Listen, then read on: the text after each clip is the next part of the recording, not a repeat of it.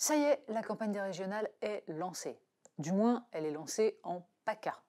Ou du moins, c'est la campagne des présidentielles et pas des régionales qui est lancée en PACA.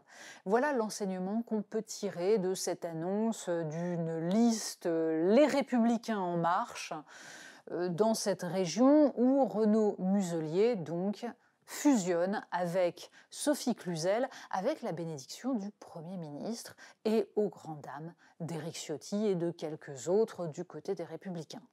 Alors, qu'est-ce que c'est que cette bouillabaisse? Bon, en fait, il faut se souvenir de ce qui s'était passé lors des dernières régionales en PACA.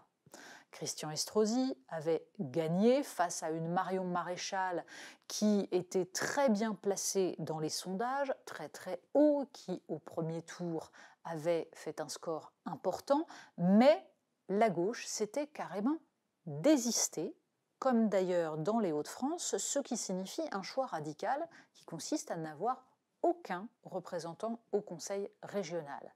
Le vrai barrage désintéressé.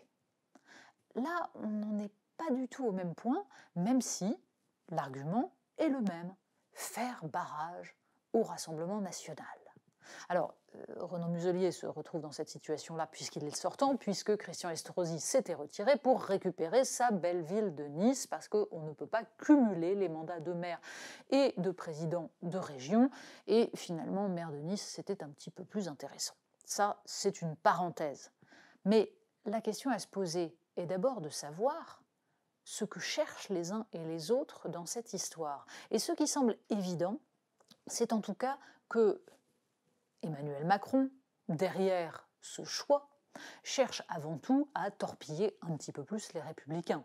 On est à 1 an de la présidentielle, il s'agit d'envoyer le message, regardez, c'est kiff-kiff bourricot, donc pas la peine d'aller voter pour un éventuel candidat, les Républicains, à la présidentielle, vous avez tout du côté du macronisme.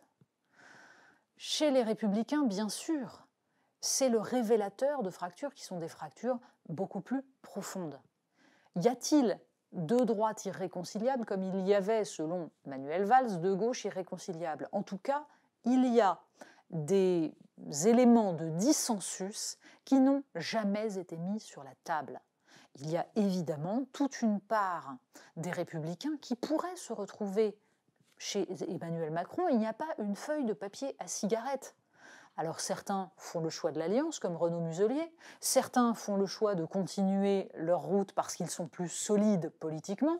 Regardez Valérie Pécresse, quelle différence entre les positions, notamment économiques et sociales, de Valérie Pécresse et celles de La République En Marche.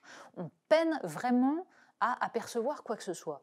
Et puis de l'autre côté, il y a un courant des Républicains dont on peut estimer qu'il est le lointain héritier du RPR des années 80-90, encore que, qui peut être incarné par un Éric Ciotti, d'une autre manière d'ailleurs par un Bruno Retailleau, d'une autre manière encore par un Guillaume Pelletier, bref, toute cette mouvance qui ne se retrouvera certainement pas dans le macronisme.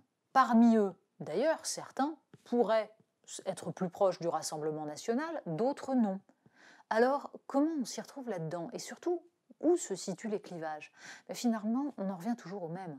Le clivage se situe dans le rapport à la mondialisation, au libre-échange, au néolibéralisme, et derrière ça, à l'acceptation ou non de ces règles mises en place notamment à travers cet instrument de la mondialisation qu'est l'Union européenne.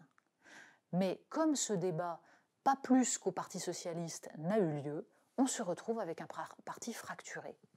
Alors, autre question, est-ce que faire barrage au Rassemblement national est une politique? Parce qu'on a bien compris qu'il y avait là un prétexte et que, en fait de barrage, il s'agit avant tout d'essayer de torpiller un petit peu plus le paysage politique. Sauf que ce n'est pas un barrage, c'est un cadeau fabuleux fait au Rassemblement national. Cadeau qui consiste à dire, regardez, ils sont tous sur la même ligne, il n'y a donc qu'une seule opposition, le Rassemblement national, et regardez, ils sont prêts aux pires alliances pour empêcher que le Rassemblement national obtienne démocratiquement une présidence de région. Il y a là quelque chose d'éminemment dangereux, parce qu'en effet, loin de dissuader les électeurs du Rassemblement national, on ne fait que les renforcer dans la conviction que toutes les ententes sont bonnes pour empêcher ce qui constituerait un changement. On finit par se demander s'il ne faudrait pas, à un moment donné, laisser une part du Rassemblement national gouverner à échelle locale, ne serait-ce que pour qu'ils prouvent à quel point ils ne sont pas si différents des autres et à quel point leurs politiques soit ne fonctionnent pas, soit sont les mêmes, justement, que ceux qu'ils combattent.